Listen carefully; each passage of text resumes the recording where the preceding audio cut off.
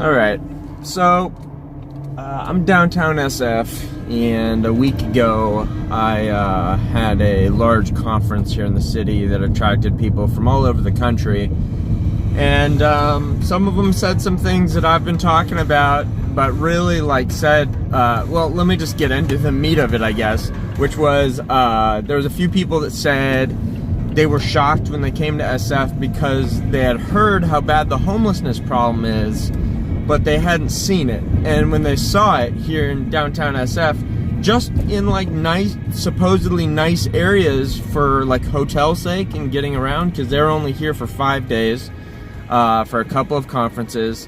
And in those 5 days, they literally told me that they didn't realize how bad it was, and that they thought the homelessness issue in San Francisco was on a epidemic scale. Those are the words straight out of their mouth. They said they didn't realize it was so bad, and they think it's either an epidemic, or it's like borderline epidemic in how serious the issue is with the homelessness in San Francisco. Speaking of which, there's a few within eye shot right now. Anyway, so that was kind of just a big surprise to me. Like, I was just kind of shocked. I was like, wow, man, like, some of these people are from other large cities throughout America, like Miami, Chicago, Denver, other places, but those three were talking about the homelessness issue for sure. And I was just really surprised to hear them say that they thought it was like an epidemic, basically. And so this video is basically about how liberals don't understand reality in its most basic form. And so what I want to talk about is how the most easy and simple example you can give a liberal to explain to them why borders are very important, why the rule of law is very important.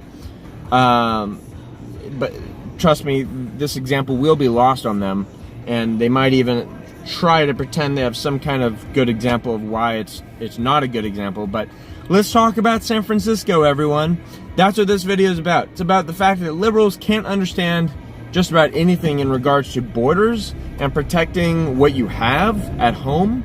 And so basically, San Francisco has been the I don't want to say the prey, the victim. It's been the victim of mass migration of homeless people since the 1960s, and this is verifiable. There's been an issue throughout America that for whatever reason, other cities throughout America have in fact been shipping their homeless people to San Francisco since the 1960s. And in the past, San Francisco had much better ways of dealing with this issue, but today we have a mayor, London Breed, who literally ran on the campaign of like, we need to help the homeless. We need to give them safe injection sites. We need to give them more price-controlled locations where they can live. We need more homeless shelters. Like, what do you think that says to the homeless people? Does that say stay away? No, that says like, come on in, guys. We'll take care of you. And yet this is a business center for the United States. This is literally the second largest business center in the United States, San Francisco. And it honestly, I'm sure, rivals New York in many ways. I just think there's more people in New York and more business deals and deal flow in New York. So anyway, it's got so much going on with it that makes it a great place for business. And yet on the streets, it is, in the words of Joe Paulson Watson, it's a shithole. And I agree. It's literally got shit on the streets. It's got insane levels of numbers of homeless people. And on top of that, the liberals are so dumb, they keep electing people that say, oh, we need to help the homeless. No, that's not what you want. You want to keep them out. You want to get them out. You want to make it less friendly, or you need to find a way to incentivize them to relocate. Yes, you do have to take care of homeless people.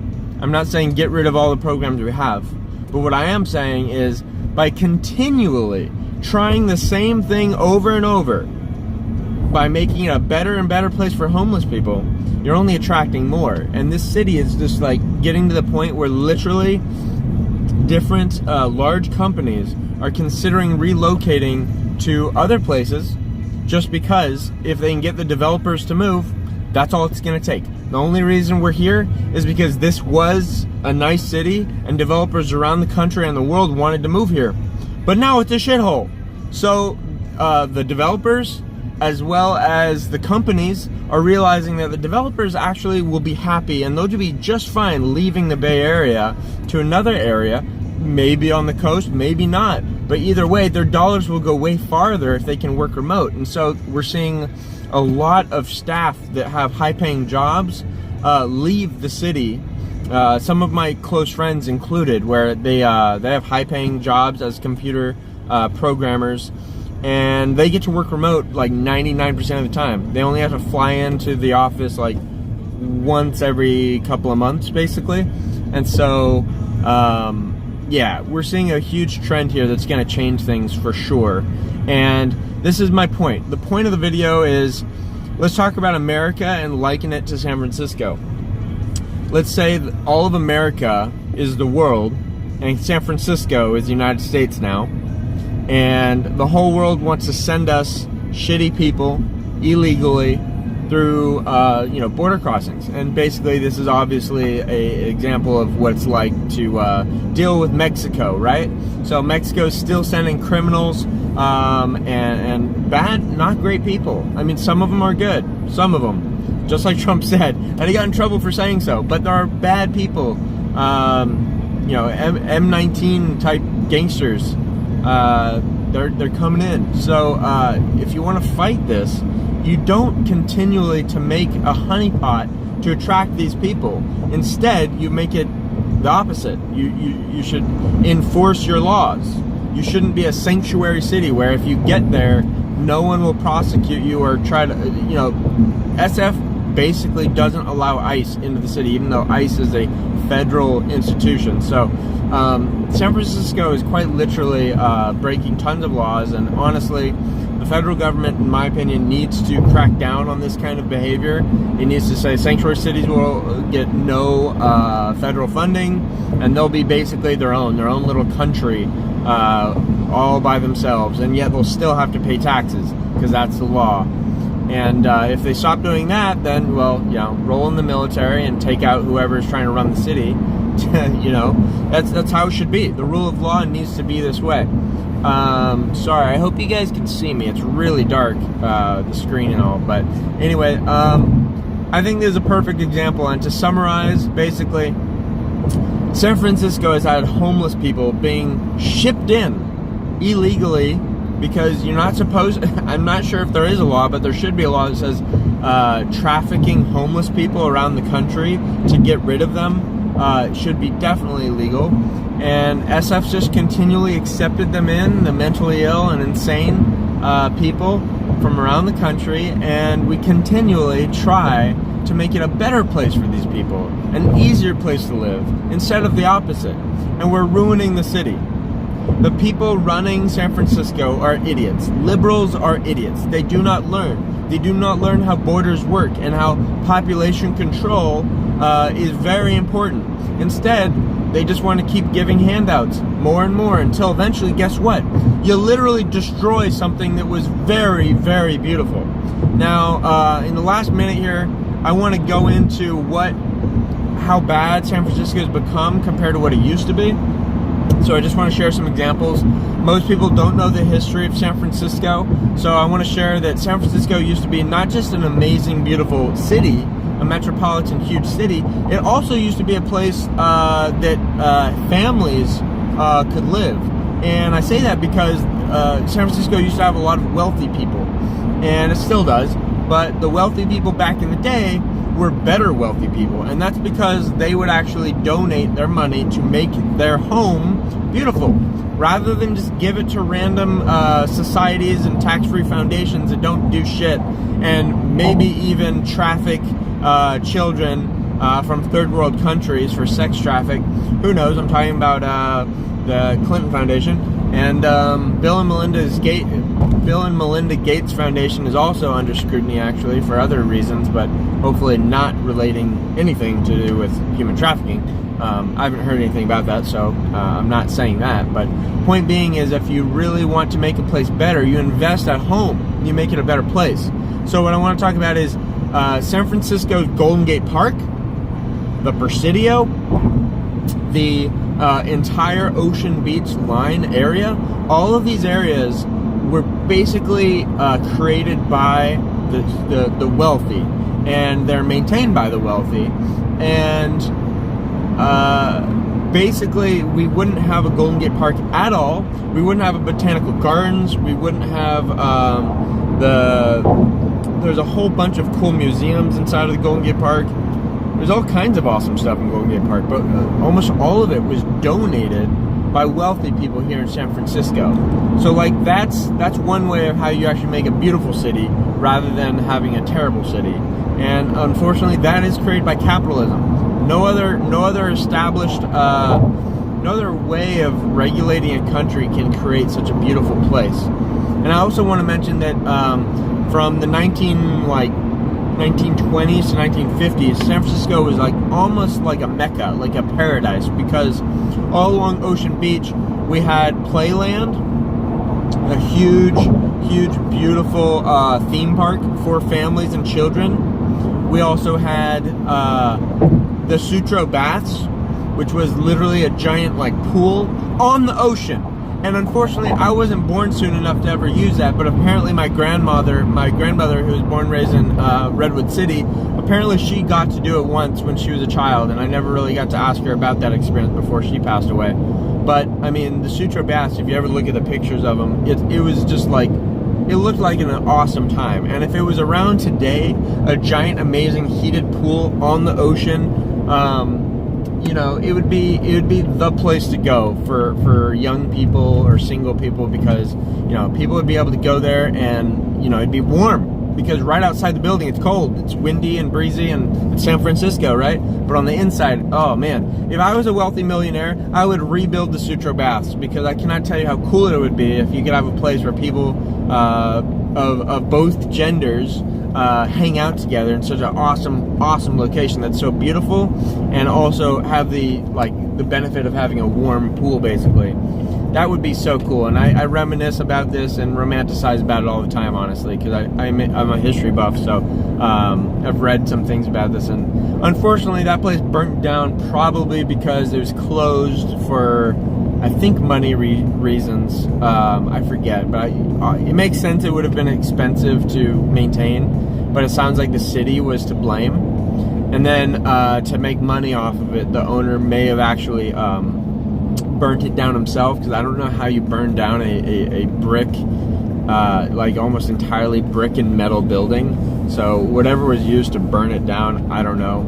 It's mind-blowing, but huge sum was received for the insurance on the building. So anyways, not quite as conspiratorial as 9/11, but hey, people make money doing, you know, bad things quite regularly sometimes. So anyway, the whole waterfront. I'll also mention the SF Zoo also used to have a giant quarter mile long outdoor pool for the masses.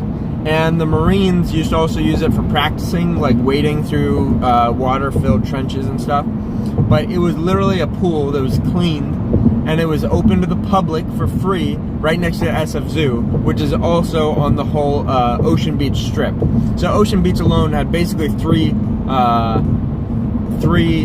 amazing entertainment spots. One was a theme park, one was a water bathhouse, and one was a outdoor pool that was huge. They could fit, literally, I think the number was something like 5 to 10,000 people. I read a book on SF history quite a while back, but anyway, so SF used to be a way more family-friendly place than it is now. I'm not going to be raising my family here, and I really wish I could. I really do, because I love this city.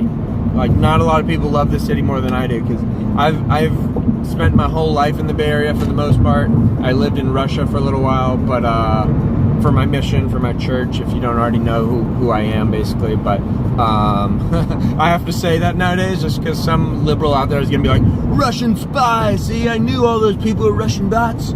Yeah, no, I'm a red-blooded American. But anyways, San Francisco used to be so much better than it is now, and because we refuse and when I say we, I mean the people ruling the city, because they're liberal idiots and they refuse to make it a non-haven for homeless people, the problem will not get better. The problem will never get better. Safe injection sites, you're just giving them needles. You think that's gonna take needles off the streets? No, that's gonna put needles on the streets. Because beforehand, they were reusing needles, and so they're more precious. And so yes, that creates more problems of AIDS, but hey, these are homeless people. They've made their own decisions. Don't treat them like they're like special class, like they're better than other people so that you have to cater to them, give them free needles just so that they don't get AIDS. No, they're giving them free needles. We've got needles in all of our gutters all over downtown now, okay? And now we got shit downtown as well. And we've got just about every homeless shelter is at max capacity. It's just terrible. It's a shithole, guys. SF's gone way downhill, and liberals are too freaking stupid to learn the lesson. So if you want to fix SF, get rid of all these liberal idiots and put some people with brains, some conservatory, like constitutionalists or something, you know? Just anyone with a brain. And I'm not necessarily asking for Republicans. If it was up to me, they'd all be libertarians and, you know, call for small government and let the, like, you know, you gotta regulate coding of where people build stuff and how tall they are and stuff just to make sure the city doesn't go insane. But besides that, like, this city could be way better if you just let wealthy people invest money into like cool things. Like, it's ridiculous the kind of things that people do in the Bay Area now. Like there's a place called 42. It's basically a developer, a computer programmer camp where you can go live for free, so free housing, and get free training for up to 2 years. 100% free. I had to ask the people, so this is not a sustainable business model, I'm pretty sure. Like, I'm a business major, so I knew right away, I'm like, if you're giving away everything for free and you're not monetizing in any way, like, you're losing a lot of money probably. How does this pay for itself? How does it work? And the people running 42 are like, oh, it doesn't pay for itself. It's actually just it's a vanity project for a French billionaire. And I was just like, what? That's awesome. See, this is how like wealthy people can give back in much more meaningful ways than just about anyone. And the worst part about tax-free foundations and donations is a lot of them seem to be subject to corruption just like everyone else. So anyways, honestly, wealthy people by and large, like Elon Musk types, are smarter than average people. And I think we need to go back to a time where we let capitalism be capitalism and let wealthy people take care of the country and basically create a better place to live. Okay? You know? If you sent all the homeless people to some camp where they're able to do easy labor, but they got paid for it, and enough money to, you know, get their drugs and food and live in like a tent, honestly, that's all these people want. They just want to do drugs, entertain themselves, and live in tents anyway, pretty much. Anyway, guys, that's about it. That summarizes the video for me. I hope you learned something about SF, and I hope you learned something about how stupid liberals are. Peace out, guys.